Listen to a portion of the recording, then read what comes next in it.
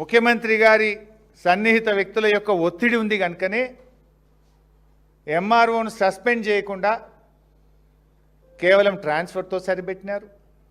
దీని వెనుక ప్రభుత్వ పెద్దలు అత్యంత కీలక వ్యక్తులు ఉన్నారు కనుకనే లోతైన విచారణ జరగలేదు. ఇప్పుడు ఎంఆర్ఓ ఫైల్ చేస్తే అది కలెక్టర్కి తెలిసి జరిగిందా, ప్రభుత్వ పెద్దలకు తెలిసి జరిగిందా? ఏ ధైర్యం మీద ఎంఆర్ఓ ఆర్డీఓ ఆర్డర్ను ధిక్కరించి, పై అధికారి ఆర్డర్ను ధిక్కరించి ఇది ప్రైవేట్ వ్యక్తులకు ఇంత విలువైన భూమిని కట్టబెట్టిండు? ఆయనకంత ధైర్యం ఉంటుందా ఒక తహసీల్దార్కు? ఆల్రెడీ నీ పై అధికారి ఇది గవర్నమెంట్ ల్యాండ్ అని తేల్చిండు, దీన్ని కాపాడుమని నీకు డైరెక్షన్ ఇచ్చిండు, దీన్ని నిషేధిత జాబితాలో పెట్టమని నీకు డైరెక్షన్ ఇచ్చిండు. దానికి భిన్నంగా 4 రోజుల్లోనే నువ్వు ఇది పట్టా భూమని ఆర్డర్ ఇచ్చే ధైర్యం తహసీల్దార్కు ఎక్కడిది? ఇన్ని వేల కోట్ల రూపాయల ఆస్తిని ప్రైవేట్ వ్యక్తులకు ధారాదత్తం చేసిన ఎంఆర్ఓకు కేవలం ట్రాన్స్ఫర్ రూపంలో ఎందుకు కాపాడుతున్నారు? ఎంఆర్ఓ కాపాడడం వెనుక ఉన్న పెద్దలు ఎవరు? ఇవన్నీ బయటకు రావాల్సిన అవసరం ఉంది. యాక్చువల్గా ఇందులో సర్ప్రైజ్ ఏంటంటే అసలు ఎంఆర్ఓకు ఆయన పార్టీయే కాదు. ఈయన హైకోర్టులో ఎందుకు అఫిడవిట్ వేసిండు? ఆల్రెడీ ఆర్డీఓ వేసిన తర్వాత ఈయన వేయాల్సిన అవసరం ఎందుకు వచ్చింది? దీన్ని జీపీ ఎట్లా అలౌ చేసిండు, దీన్ని కలెక్టర్ ఎట్లా అలౌ చేసిండు? ఇది ఒక పార్ట్. ఇందులో ఎంఆర్ఓ లాస్ట్ నేను మీకు చదివి వినిపించిన లాస్ట్ బట్ 1 పేరాగ్రాఫ్లో వీళ్ళ పేర్లు మొత్తం భూభారతిలో ఎక్కించండి అని చెప్పి కూడా ఎంఆర్ఓ గారు రాసిండ్రు. ఆయన రాయడం, భూభారతిలో ఎక్కించడం కూడా జరిగిపోయింది.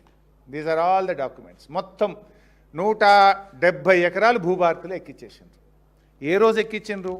అయితే దాంట్లోకి పోయే ముందు అసలు భూభారతి చట్టం ఏం చెప్తుంది, మన రాష్ట్రంలో ఉన్న భూభారతి చట్టం ఏం చెప్తుందో కూడా చదివి వినిపిస్తా.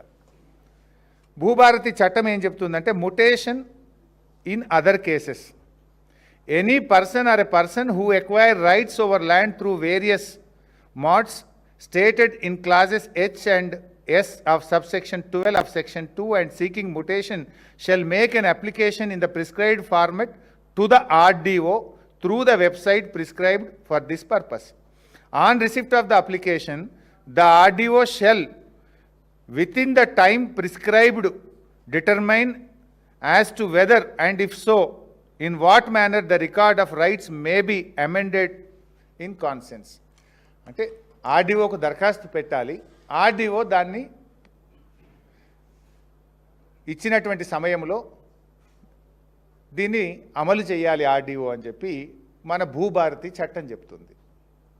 కానీ ఇక్కడ ఎంఆర్ఓనే దీన్ని భూభారతిలో పెట్టండి అని చెప్పి చెప్పిండు. ఎంఆర్ఓ చెప్పిండు, ఇక్కడ భూభారతిలో ఎంట్రీ అయిపోయింది. ఇట్లా చాలా ఉన్నాయి వ్యక్తులు. ఒక పేరు చదువుతాయి ఇందులో. కల్పనారెడ్డి, తండ్రి పేరు కృష్ణారెడ్డి, సర్వే నంబర్ 172, 2 ఎకరాలు, పట్టా ల్యాండు.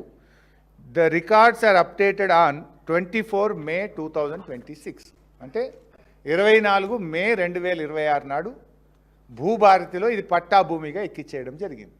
ఇట్లా మొత్తం 170 ఎకరాలు ఎక్కించారు. ఇందులో కొంతమంది మంత్రులు, మంత్రుల కుటుంబ సభ్యులు, వాళ్ళ వివరాలు కూడా ఉన్నాయి, వాళ్ళ పేర్లు కూడా ఎక్కినాయి. ఇలా అవి ఎవరు ఏందనేది బయట పెడతాం మళ్ళీ. అయితే మరి ఈ భూమి ప్రభుత్వ భూమిని ఆర్డీఓ చెప్పినప్పుడు ఎంఆర్ఓ పట్టా భూమికి ఎట్లా తెలుస్తాడు? మరి ప్రభుత్వం, రాష్ట్ర ప్రభుత్వం దృష్టికి వచ్చింది, ఇది స్కామ్ అయిందనే విషయం వచ్చింది, బయటపడ్డది, పత్రికలు రాసినాయి. ఏం చేసిండ్రు? గప్చుప్గా ఎంఆర్ఓని ట్రాన్స్ఫర్ చేసిండ్రు, ముటేషన్ మాత్రం చేసుకున్నారు. నిజంగా ప్రభుత్వానికి చిత్తశుద్ధి ఉంటే, ప్రభుత్వ పెద్దల ప్రమేయం లేకపోతే ఈ భూమిని వెంటనే ప్రభుత్వం స్వాధీనం చేసుకోవాలి కదా, దీని మీద యాక్షన్ తీసుకోవాలి కదా. ఎందుకు తీసుకోలేదు అని అడుగుతూ ఉన్నాం. ఏసీబీ వాళ్ళు అరెస్ట్ చేయరు, ప్రభుత్వం సస్పెండ్ చేయదు, భూమిని వెనక్కి తీసుకోరు, ఎంఆర్ఓ ఆర్డర్ను సస్పెండ్ చేయరు, భూభారతిలో పట్టా భూమిగా మార్చింది కదా, దాన్ని తిరిగి నిషేధిత జాబితాలో పెట్టాలన్నా వద్దా?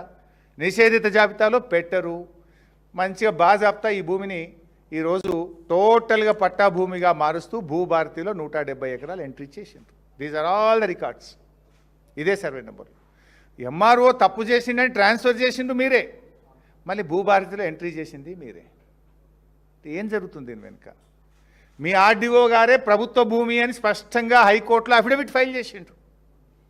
మీ ఆర్డీఓ గారే ఈ భూములను నిషేధిత జాబితాలో పెట్టాలని చెప్పిండ్రు. మరి ఈరోజు మరి ఏ రకంగా ఎంఆర్ఓకు ఆ అధికారమే లేదు. మరి ఎంఆర్ఓ ఆర్డర్ మీద నార్మల్గా భూభారతిలో ఎంట్రీలు జరగాలంటే that will happen with collector permission, that will happen with CCLA permission. అంటే దీని వెనుక కలెక్టర్ ఉన్నాడా, సీసీఎల్ఏ ఉన్నాడా? కలెక్టర్ సీసీఎల్ఏ ఉన్నారంటే దీని వెనుక మరి ఇంకా ఉన్న ప్రభుత్వ పెద్దలు ఎవరు ఈరోజు తేలాల్సినటువంటి అవసరం ఉంది. ఇంత 1000 కోట్ల రూపాయల విలువైన భూమిని ఆర్డీఓ ప్రభుత్వ భూమి అని చెప్తుంటే ఎట్లా ఒక చిన్న ఎంప్లాయీ ఎంఆర్ఓ దీన్ని ప్రైవేట్ భూమి తెలుస్తాడు? ఎట్లా ఇది రాత్రికి రాత్రే భూభారతిలో ప్రైవేట్ భూమిగా ఎట్లా మారుతుంది అనేటువంటిది ఈరోజు మేము అడుగుతా ఉన్నాం.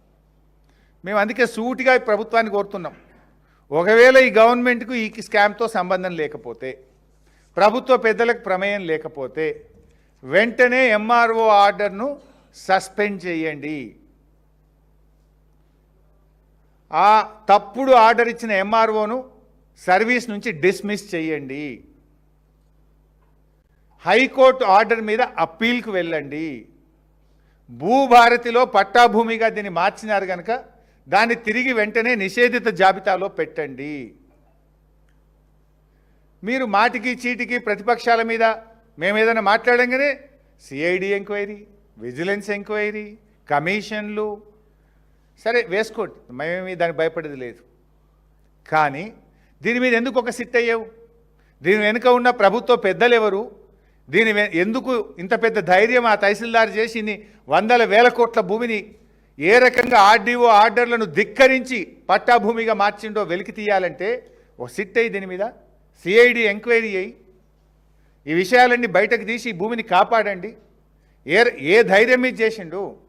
దీని మీద ఓన్లీ ఎంఆర్ఓ ట్రాన్స్ఫర్తో సరిపెట్టినారే, దీని వెనుక కలెక్టర్ గారు ఉన్నారా, సీసీఎల్ఏ ఉన్నారా? ఉన్నతాధికారుల ప్రమేయం లేకుండా, ఉన్నతాధికారుల డైరెక్షన్ లేకుండా ఎంఆర్ఓ ఈ రకంగా ఇంత విలువైనటువంటి శంషాబాద్లో ఇంత విలువైన భూమిని 170 ఎకరాల భూమిని ప్రైవేట్ వ్యక్తులకు ధారాదత్తం చేసే ధైర్యం ఒక తహసీల్దార్కు ఉంటుందా అని మేము అడుగుతా ఉన్నాం.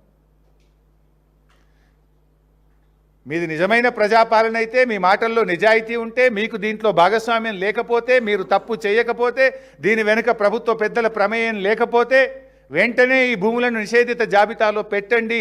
తహసీల్దార్ ఆర్డర్ను సస్పెండ్ చేయండి, తహసీల్దార్ను డిస్మిస్ చేయండి, లోతైన విచారణ జరిపి దీని వెనుక ఉన్న పెద్దలను బొక్కలను నెట్టండి అని చెప్పి డిమాండ్ చేస్తున్నాం.